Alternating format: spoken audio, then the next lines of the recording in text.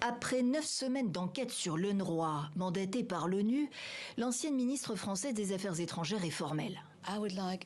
Je voudrais d'abord dire que l'UNRWA joue un rôle indispensable et irremplaçable dans la région. Il faut le dire clairement. Sur la question de la neutralité soulevée par Israël, il y a matière à amélioration, explique Catherine Colonna. Certains problèmes liés à la neutralité persistent, d'où la création de cette commission d'enquête.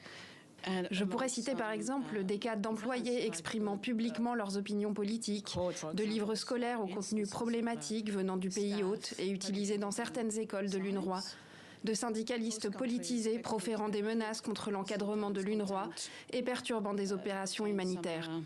Pour Israël, l'UNRWA est infiltrée par le Hamas au point qu'il n'est plus possible de savoir où l'UNRWA s'arrête et où commence le Hamas. Le rapport Colonna ignore la gravité du problème, réagit un porte-parole du ministère des Affaires étrangères israélien. L'UNRWA est accusée d'employer plus de 2000 membres du Hamas ou du djihad islamique.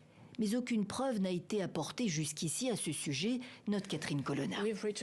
Nous écrivons que l'UNRWA n'a pas reçu de preuves par Israël. Pas qu'il n'y a pas de preuves. C'est très différent. De fait, une autre enquête est en cours qui concerne les individus. Il s'agit de 2 missions distinctes, ajoute la diplomate, mandatée par le secrétaire général de l'ONU. L'enjeu, c'est le maintien de l'UNRWA dont Israël veut le démantèlement depuis l'assaut meurtrier du Hamas le 7 octobre dernier. Washington soutient le travail de l'organisation dirigée par le Français Philippe Lazzarini, qui ne cesse de plaider sa cause, et celle des Gazaouis confrontés à des besoins humanitaires immenses.